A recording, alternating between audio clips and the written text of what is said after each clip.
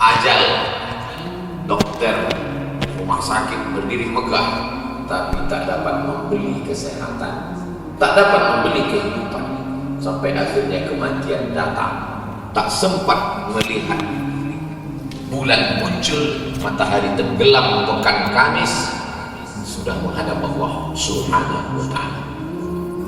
Ada pula orang yang ruhnya bersemayam dalam jasad, badan sehat walafiat, juga tidak dapat hadir di masjid. Mengapa? Ada yang dicabut Allah Subhanahu wa ta'ala nikmat istiqomah iman dan Islam.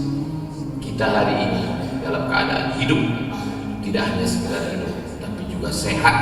Tidak hanya sekedar sehat, tapi juga dalam keadaan muslim. Inilah nikmat besar yang tidak kita syukuri. Kalau kita menganggap nikmat itu uang, tidak ada uang berarti tidak ada syukur. Kalau kita menganggap nikmat itu adalah materi, benda, ketika tidak dapat benda berarti tidak perlu ada syukur. Padahal nikmat terbesar adalah nikmat hidup. Nikmat terbesar adalah nikmat sehat. Puncak dari semua nikmat adalah waraditu lakumul Islam madinah.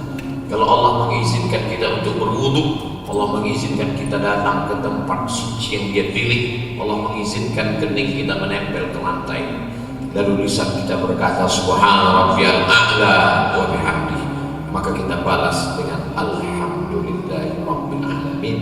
Kullu amrin dzibal, semua amal yang baik walam yubda bihamdillah, kalau tidak diawali dengan pujian, maka rukun pertama khutbah Jumat mengucapkan alhamdulillah, bersolawat kepada Dia yang mengajarkan kita tentang nama Allah, cara beribadah kepada Allah, apa syukur kita kepadanya. Allahumma sholli ala sayyidina Muhammad wa ala ali Muhammad.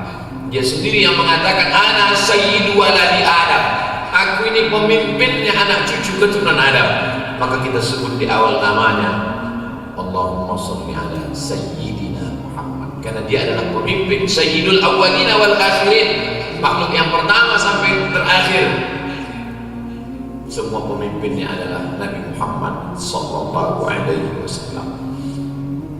Manusia perlu berpikir 500 tahun untuk merenung dari mana dia datang, dia sedang berada di mana, berapa lama, kemana dia akan pergi.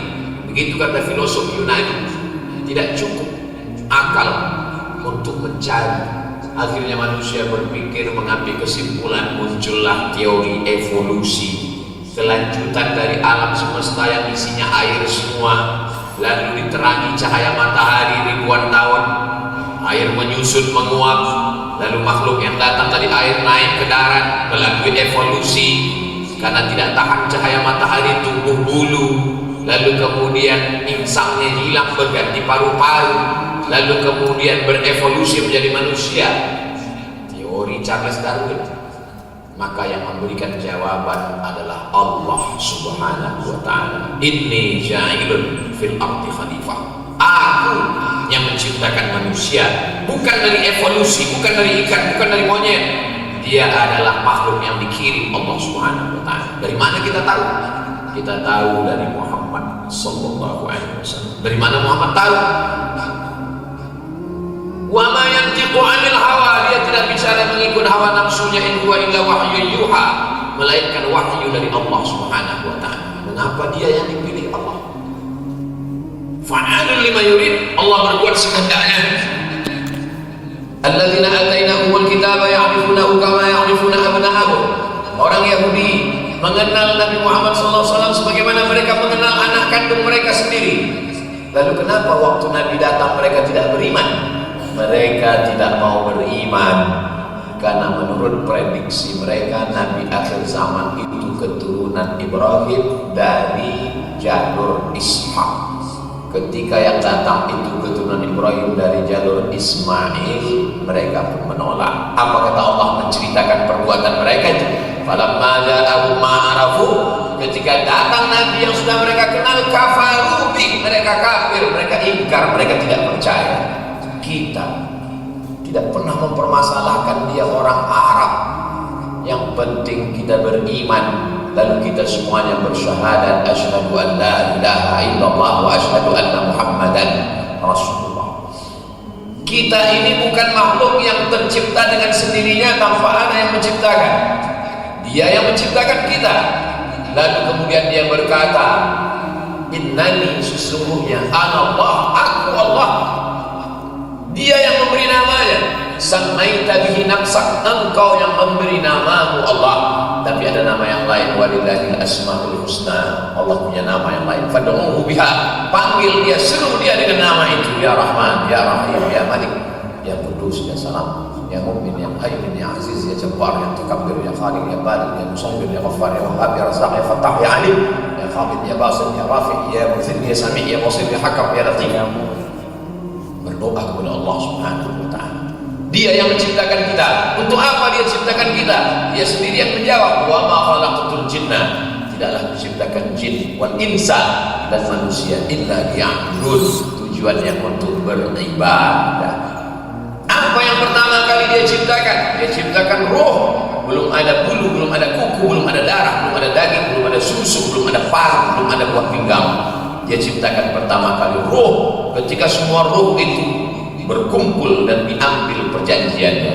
Wa idza qadara rabbuka min bani Adam, ingatlah ketika Allah mengambil perjanjian dari semua anak cucu keturunan Adam. Wa asyhadahum ala anfusihim, Allah mengambil persaksian. Allah bertanya kepada semua roh, alastu bi rabbikum, bukankah aku ini Rabb kamu? Semua roh menjawab, bala syahidna, kami bersaksi engkau adalah Rabb kami. Ketika kita mengatakan ya Rabb, kita sedang mengakui tiga. Engkau yang menciptakan kami, engkau yang memberi kami rezeki, engkau yang menjaga memelihara kami. Ya Rabb, ketika hidup sempit, ketika terasa susah, ketika terasa pahit, katakan ya Rabb, engkau yang menciptakan aku. Ya Rabb, engkau yang memberi aku rezeki, engkau juga yang mengatur kehidupan. Lalu kemudian roh itu setelah tiba masanya dijumpakan dengan jasad. Inna ahadakum yujma'u khalquhu fi batni ummihi 40 yawman nutfah, 40 hari dalam bentuk cairan sperma. Summa yakunu 'alaqatan mithla dhalik, 40 hari dalam bentuk darah. Summa yakunu mudghatan mithla dhalik, 40 hari dalam bentuk daging. 40 hari, 40 hari, 40 hari, 120 hari. Summa yursalul malak, Allah kirim malaikat. Ibu itu tidak pernah memilih kita sebagai anaknya, kita pun tidak pernah mau dia sebagai ibu kita. Kenapa dia menjadi ibu kita dan kita menjadi anaknya? Itu karena kehendak pilihan Allah. Beriman kepada takdir baik dan buruk. Kalau ibu beriman kepada itu, dia tidak akan merendahkan anaknya. Seandainya anak tahu hakikat itu, dia akan memuliakan ibunya. Karena pertemuan aku dengan engkau wahai ibu, aku dengan engkau wahai anakku, adalah kehendak Allah yang tak dapat tertolak. Innama amruhu idza arada syai'an ay yaqula lahu kun fayakun.